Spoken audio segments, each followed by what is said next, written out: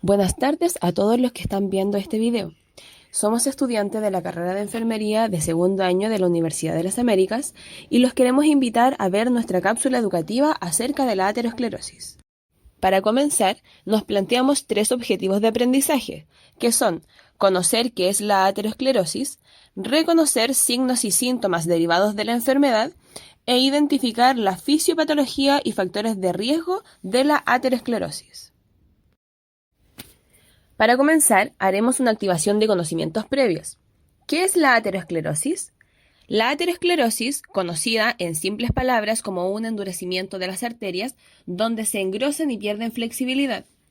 Es una afección frecuente que aparece cuando una sustancia pegajosa llamada placa ateroma se acumula en el interior de las arterias, provocando el reducido suministro de sangre con alto contenido de oxígeno a los tejidos de los órganos vitales del cuerpo. A menudo, la aterosclerosis no presenta síntomas hasta que la placa se rompe o se acumula lo suficiente.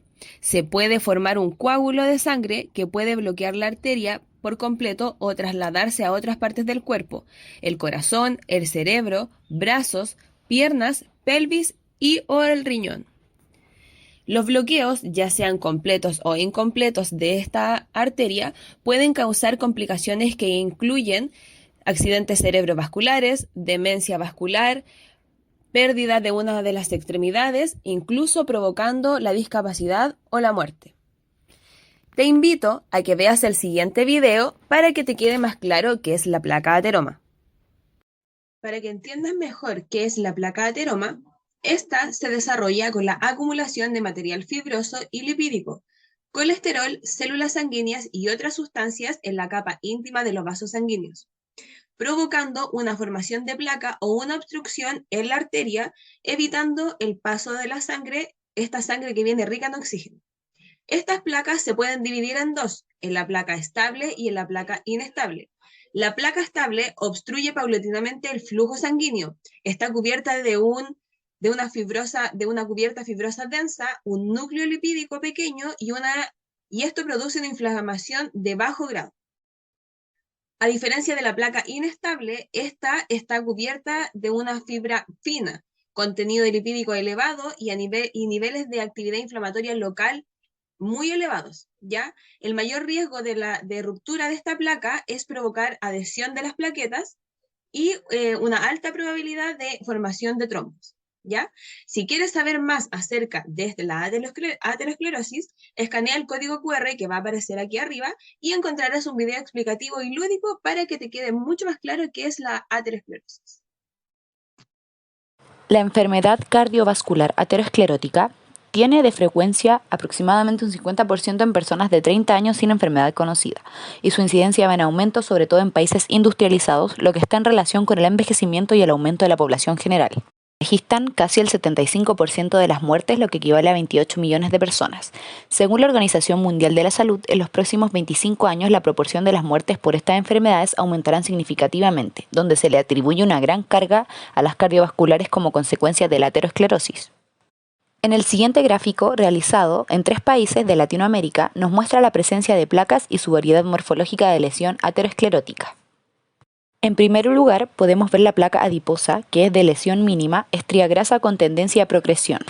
En segundo lugar, podemos ver la placa fibrosa, que tiene una tendencia a tener sobre ella una capa de tejido necrótico.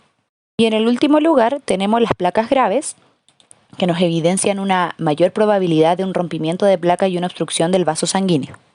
También podemos observar su clasificación según el lugar en donde se ubica esta placa. Podemos ver que tenemos un aumento en la zona abdominal en el tema de que son las placas graves y las placas fibrosas en un aumento en la zona torácica.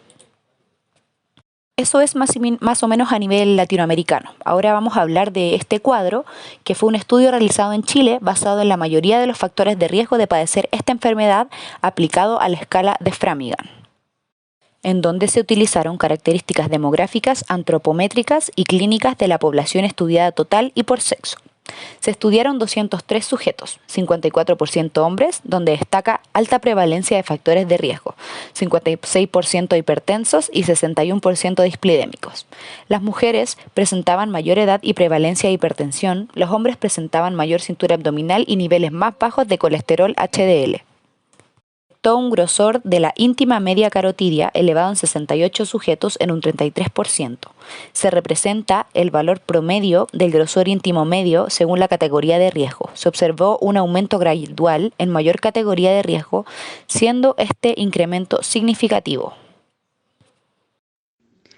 Bueno, les voy a explicar un poco de lo que se trata la fisiopatología referente a la aterosclerosis. Primero se genera un daño en la pared endotelial, generando una disfunción en el endotelio, perdiendo así su capacidad de permeabilidad selectiva y de regulación, lo que genera la acumulación de lipoproteínas plasmáticas, que son el LDL. Esta se va alojando en la túnica íntima de los vasos sanguíneos, para luego reducirse y oxidarse.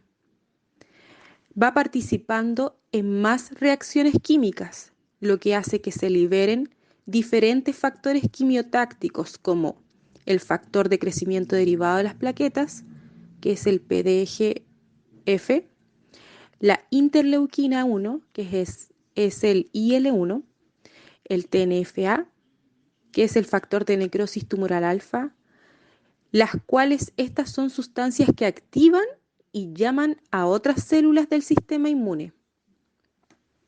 Estas van a ir generando una migración de los monocitos, donde se van a convertir en macrófagos. Y estos captan las LDL, que se encuentran en la túnica íntima por medio de los receptores scavenger. Posteriormente, los macrófagos se saturan por la gran cantidad de LDL, provocando que se conviertan en células espumosas. Estas formaciones de células espumosas van a dar origen a la estría grasa, que es la primera manifestación de una placa de ateroma, por lo cual es leve. El macrófago muere debido a la gran cantidad de LDL que tiene en su citoplasma. Aquí ocurre una proliferación de las células musculares lisas por los factores quimiotácticos, generando así un cambio en la morfología de la misma, y ahora puede producir y secretar el tejido conectivo, y a la vez también captar lo que es el LDL, formando así una cubierta fibrosa de la placa de ateroma que está compuesta por macrófagos, que son las células espumosas del músculo liso, y aparte también el componente tisular, que es el tejido conectivo. Una vez creada lo que es la placa de ateroma, su tamaño puede cubrir parcial o totalmente este vaso sanguíneo, pudiendo producir lo que son las enfermedades coronarias, los accidentes vasculares, formación de trombos, al unirse con estas placas, y además de riesgo de rupturas o ulceraciones. Por lo general, la aterosclerosis es asintomática, por lo que muchos de los usuarios no saben que padecen de esta enfermedad hasta que sufren una situación de urgencia médica, como infarto agudo al miocardio o accidente cerebrovascular. La presencia de signos y síntomas comienza cuando hay un estrechamiento de más del 70% del interior de la arteria, por lo cual estos signos y síntomas van variando según el nivel de estrechamiento u obstrucción y según la arteria que se ve afectada. Por lo cual podemos encontrar angina de pecho, que es la sensación de dolor o presión de pecho. Esta se puede irradiar tanto a miembros superiores, mandíbula, hombro y cuello. También podemos presentar disnea, que es la dificultad para respirar, náuseas, mareo, sudoración, mialgia y debilidad muscular en las extremidades. Dentro de los distintos métodos diagnósticos para poder determinar esta enfermedad, encontramos los análisis de sangre, en donde va a ser crucial poder determinar los distintos niveles de glucosa y colesterol que hay en el organismo. También encontramos los electrocardiogramas, los test de esfuerzo, los ecocardiogramas, las ecografías Doppler, las pruebas por imagenología como son las angiografías, las resonancias magnéticas y tomografías. Dentro de los tratamientos encontramos los tratamientos quirúrgicos y químicos. Los tratamientos quirúrgicos van a ser intervenciones invasivas en donde podemos encontrar la angioplastía y colocación de stent, en donde una fina malla va a poder desplazar la obstrucción que se encuentra en el vaso. También podemos encontrar la cirugía de injerto de bypass, en donde se toma un vaso sanguíneo sano del mismo organismo y se suple por el que está obstruido. Dentro de los tratamientos químicos está la farmacología de la familia de las estatinas, que van a afectar directamente el colesterol en el organismo, donde podemos encontrar la atorvastatina. Otro fármaco conocido también es la aspirina, un antiplaquetario que va a ayudar a diluir la sangre y prevenir los coágulos sanguíneos. Les voy a hablar sobre los factores de riesgo. Primero que todo, saber qué es un factor de riesgo. Son condiciones o hábitos que hacen que una persona sea mucho más propensa a desarrollar un tipo de enfermedad. En este caso, en la aterosclerosis, tenemos dos factores de riesgo, los modificables y los no modificables. En los modificables tenemos el sedentarismo, la obesidad, alcoholismo, dieta, estilo de vida y tabaquismo. Te recuerdo que si tú llevas un estilo de vida mucho más saludable, haciendo ejercicio media hora al día, equilibrando tu dieta, tu alimentación, así puedes ir disminuyendo el riesgo de generar una placa de ateroma. En los no modificables tenemos la diabetes mellitus tipo 1 y tipo 2. ¿Qué pasa con esto? Altos niveles de azúcar en sangre pueden dañar las capas internas de las arterias y llevar a una acumulación de placa. El sexo. Las mujeres en edad menopáusica somos mucho más propensas a desarrollar una placa de ateroma. ¿Por qué pasa esto? Porque no producimos estrógeno, por lo cual el colesterol es un precursor para la producción de esta hormona, el estrógeno. No se utiliza y se empieza a acumular en las arterias. La hipertensión arterial. Con el tiempo, la presión arterial alta puede dañar las paredes arteriales y eso permite que también se acumule la grasa. La edad es muy importante también. En la mayoría de las personas, la placa de ateroma se comienza a formar desde la edad pequeña, en la niñez, y se empieza a desarrollar y empeora con la edad. En los hombres pasa esto a los 45 años aproximadamente y en las mujeres a los 55 años, ¿ya? Uno o más factores de riesgo ya mencionado pueden generar una activación del sistema inmune. Los monocitos pasan a ser macrófagos. ¿Qué quiere decir que pasen a ser macrófagos? Que fagocitan, o sea, se comen algo. En este caso se comen a las células musculares y transforman a las células espumosas, así generando una cascada de muchos procesos para que se genere la aterosclerosis. Finalmente, a modo de conclusión, según lo revisado en esta cápsula, como se explicó anteriormente, nosotros tenemos factores de riesgos que son los modificables y no modificables. Y dentro de nuestro accionar de enfermería, principalmente podemos generar espacio e intervenir en estos hábitos modificables para que los pacientes no lleguen a la fase aterosclerótica. Dentro de la prevención y promoción de enfermería, tendremos el EMPA y el EMPAM, en donde vamos a ir haciendo una revisión de todas las condicionantes que puede tener el paciente para desarrollar esta patología, evitando la formación de una placa que pase de ser una placa estable a pasar a una placa inestable, que generará posteriormente estadios de infarto celular, ya sea en pulmón, corazón, cerebro o en cualquier otra zona. Con eso evitamos que finalmente pasemos toda esta fisiopatología que llegue a una placa inestable.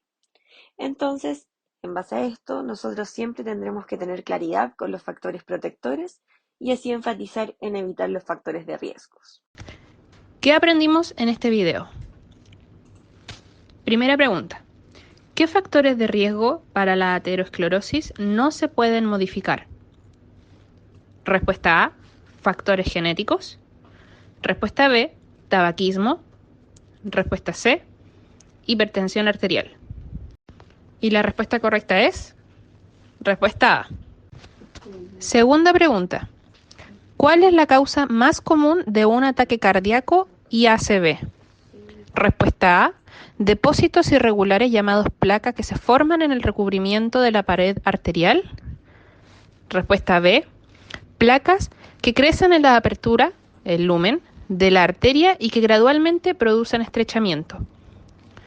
O respuesta C, placas que se abren, ruptura, y exponen el material de la placa dentro del flujo sanguíneo, lo que causa formación de coágulos.